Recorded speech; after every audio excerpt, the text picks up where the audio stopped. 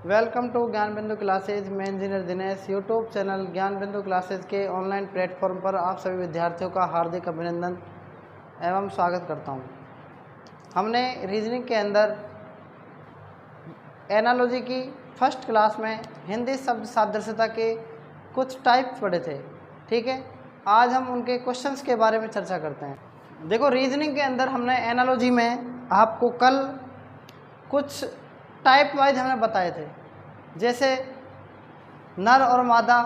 ठीक है, कुछ देश उनकी राजधानियाँ, कुछ देश उनकी मुद्राएं। ठीक है, इस प्रकार से हमने आपको डिटेल में सारी चीज़ें पढ़ा दी हैं। ठीक है, जब तक आप उन डिटेलों को नहीं पढ़ेंगे तब तक आप इन सभी का सॉल्यूशन करना आसान नहीं होगा। ठीक है, तो कल आप जो हमने आपको बेसिक में मतलब पहली क्लास में आपको पढ़ाया था उसको आप रिवाइज ज़रूर करें, तभी आप इनका सॉल्यूशन कर पाएंगे। ठीक है, तो मैंने आपको यहाँ पर 20 क्वेश्चन दिए हुए हैं। ये इम्पोर्टेंट क्वेश्चन हैं जो एसएससी सीजीएल लेवल तक आए हुए हैं। अधिकतर इसके जो सवाल हैं वो एमटीएस में है, सीजीएल में है, ठीक है, सीपीओ में है। मतलब कि एसएससी लेवल के जितने भी हैं सारे एसएससी लेवल के ही सवाल हैं। तो आज के जो इम्पोर्टेंट प्रश्नों में जो पहला प्रश्न है वो आप पढ़ सकते हैं साहस। पहले क्या दे रखा है? साहस।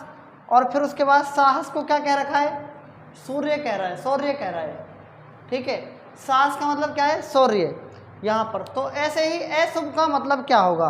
तो मैं आपको सबसे पहले इसमें ऑप्शन से बता रहा हूँ। ठीक है, आप इन सवालों को ऑप्शन से बहुत जल्दी कर पाएंगे।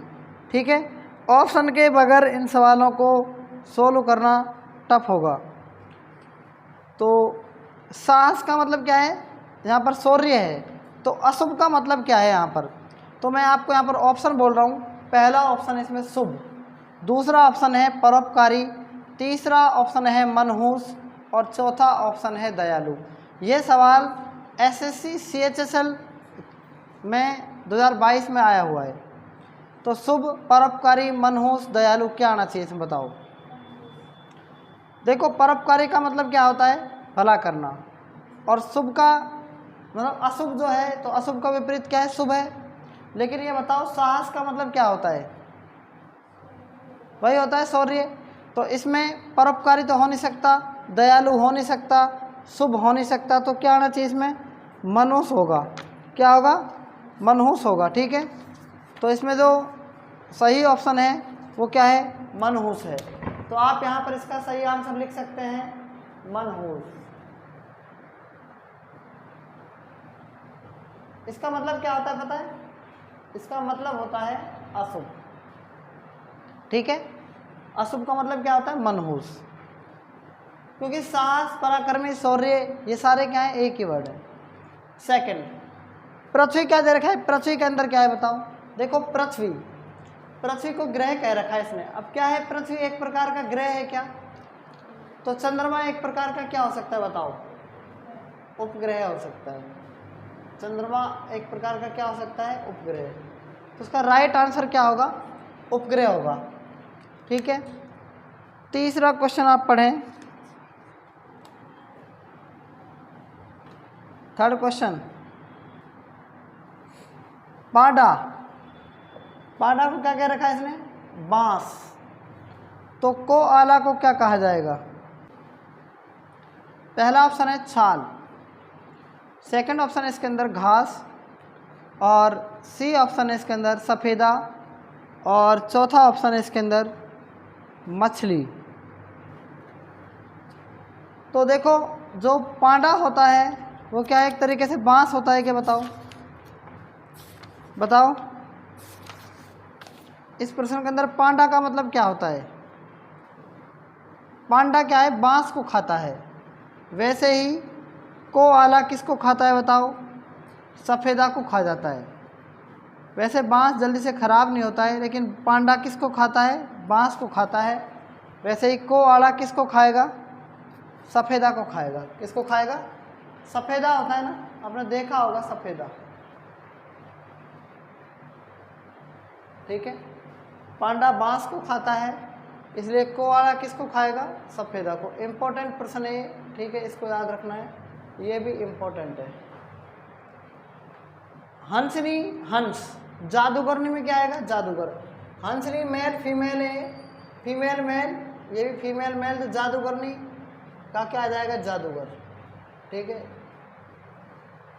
आगे आप बताओ नेक्स्ट 5 है प्रश्न में, कपड़ा, अनुपात, अलमारी, समानुपात, बंदूक, उसके बाद क्या आएगा बताओ, जल्दी से बताओ इसके अंदर क्या आना चाहिए, रखा जाता है ना। तो बंदूक का बताओ आप, इसको बंदूक को कहाँ रखा जाएगा बताओ, बंदूक कहाँ रखी जानी चाहिए आपके हिसाब से। बंदूक को रखा जाता है हमेशा शस्त्रागार में। किस में रखा जाता है, शस्त्रागार के अंदर। ठीक है, बंदूक को हमेशा शस्त्रागार के अंदर रखा जाता है, ये आपको याद रखना है। शस्त्र रखने वाला स्थान कहलाता है शस्त्रागार। तो शस्त्रों में आती है ना बंदूक, तो इसका सही आंसर क्या है, शस्त्रागार। ठीक है, आप बताओ गोरैया कहाँ रहता है, गोरैया बताओ, गोरैया कहाँ रहता है, वृक्ष के अंदर रहता है। कहाँ रहता है, वृक्ष के अंदर। तो ये बताओ कहाँ रहना चाहिए, मछली कहाँ रहनी चाहिए बताओ, गोरैया कहाँ रहता है, वृक्ष के ऊपर रहता है। तो मछली कहाँ रहनी चाहिए, पानी के अंदर रहनी चाहिए। कहाँ रहनी चाहिए, पानी के अंदर। ठीक है, तो इसका सही आंसर जो आएगा ना वो पानी आएगा। देखो मुर्गी कहाँ रहती है, दड़बे के अंदर। मुर्गी को बंद करते शाम को, वो बनाते थे हम छोटा घर, जैसे बड़ा घर आता है ना, कच्चा घर बड़ा होता है, ऐसे छोटा घर बनाते थे हम। ठीक है, तो उसको दड़बा बोलते हैं छोटे घर को। मधुमक्खी कहाँ रहती है बताओ, छत्ते में या छत्ता के अंदर रहती है मधुमक्खी। चाकू का काम क्या होता है बताओ, चाकू का काम क्या होता है, काटना। ऐसे ही करछुल का काम क्या होगा, तो इसके अंदर क्या होगा, कई बार हम ऑप्शन के अकॉर्डिंग सही नहीं कर पाते, लेकिन मैं आपको इसका ऑप्शन बोल रहा हूँ, ये भी इम्पोर्टेंट प्रश्नों में आता है वैसे तो। चाकू का मतलब है काटना, तो करछुल का मतलब क्या होता है, देखो इसमें पहला ऑप्शन दे रखा है काटना, दूसरा ऑप्शन दे रखा है परोसना, तीसरा ऑप्शन दे रखा है टुकड़ा, चौथा ऑप्शन दे रखा है फैलाना। तो इसमें सही आंसर क्या आएगा बताओ, बताओ, परोसना। ठीक है, परोसना। करछुल का मतलब क्या होता है, परोसना। ठीक है, देखो नेक्स्ट प्रश्न क्या है, नमा, अधिग्रहित, प्राप्त। तो इसमें दे रखा है लघु, और उसके बाद क्या है आएगा, इसमें एक ऑप्शन बोल रहा हूँ, मीठा, प्रस्थान, छोटा, वितरित। बताओ इसका सही एग्जैक्ट आंसर क्या आना चाहिए। ठीक है, सही और एग्जैक्ट आंसर बताओ क्या आना चाहिए इसके अंदर, बताओ एक बार बताओ। अधिग्रहित क्या प्राप्त का पर्यायवाची है कि नहीं बताओ, दोनों पर्यायवाची है ना, अधिग्रहित प्राप्त का पर्यायवाची है। ठीक है, ये इसका पर्यायवाची है। लघु का मतलब क्या होता है, छोटा होता है, इसका छोटा आंसर आ जाएगा।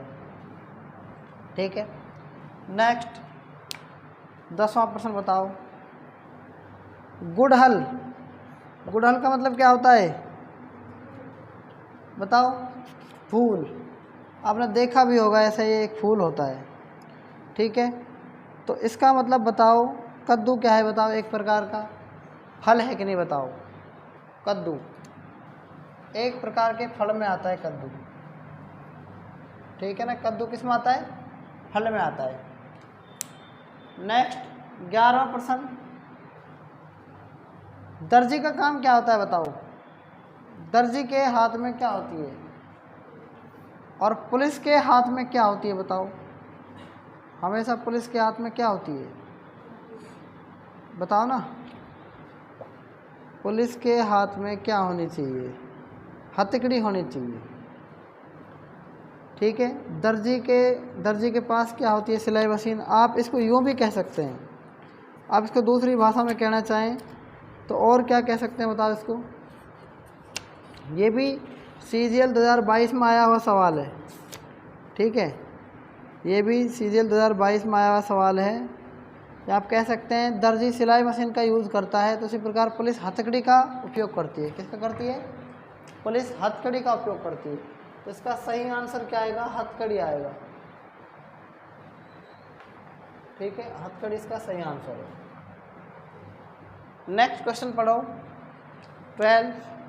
फिल्म के अंदर क्या होता है? डायरेक्टर। ऑर्केस्ट्रा किसके अंदर होता है? ऑर्केस्ट्रा बताओ। फिल्म, डायरेक्टर, ऑर्केस्ट्रा, क्या आना चाहिए बताओ? फिल्म को चलाता कौन है? डायरेक्टर चलाता है, आपने देखा होगा। ठीक है, ऑर्केस्ट्रा कंडक्टर द्वारा संचालित किया जाता है। ऑर्केस्ट्रा कंडक्टर द्वारा चलाया जाता है, ध्यान रखना है आपको ये। कंडक्टर, ऑर्केस्ट्रा कंडक्टर द्वारा चलाया जाता है। अच्छा, ये क्वेश्चन 13वां आपको पता होगा। रेस जो होती है, रेस हम दौड़ की बात करते हैं, दौड़ किस पे की जाती है? ट्रैक पर की जाती है। एथलेटिक्स कहाँ की जाती है बताओ? हैं? स्टेडियम में। किस में? स्टेडियम में। ये प्रश्न आपको आ गया होगा। ठीक है, लेंस के अंदर क्या होता है? कैमरा होता है। जब आपने RSCT पढ़ी थी तो कार्टेज किस में होती है बताओ? कार्टेज हमेशा प्रिंटर के अंदर होती है। ठीक है, तो कार्टेज प्रिंटर के अंदर रहती है। चींटी के ये क्या है? देखो, चींटी और एटलिंग। क्या मैंने चींटी का बच्चा भी लिखवाया था आपको? बताओ। चींटी के बच्चे को एटलिंग कहते हैं। क्या कहते हैं? एटलिंग कहते हैं। तो हिरण के बच्चे को क्या कह सकते हैं बताओ? हिरण के बच्चे को क्या कह सकते हैं? हिरण के बच्चे को मृग छोना कह सकते हैं। इसमें पिल्ला होगा नहीं, पशु शावक होगा नहीं, बछड़ा होगा नहीं, मृग छोना होगा। मृग का मतलब होता है हिरण, तो मृग छोना, इसको बोलते हैं मृग छोना। वैसे हिरण का बच्चा मैंने क्या लिखवाया था? हैं? कौन? फौन। इसमें फौन ही बोलते हैं मृग छोने को। ठीक है, ये भी सही है, 2 आंसर आ गए इसके। लेकिन उसमें फौन है नहीं, तो क्या है? मृग छोना है। अच्छा, चावल क्या है बताओ? एक अनाज है। और मसूर क्या है? दलहन में आती है ना। इसका सही और एग्जैक्ट आंसर क्या होगा? दलहन। पुलिस के हाथ में क्या होती है? सुरक्षा होती है। तो मंत्री के हाथ में क्या होगी बताओ? हाँ, तो इसको हम ऑप्शन से बता रहे हैं आपको।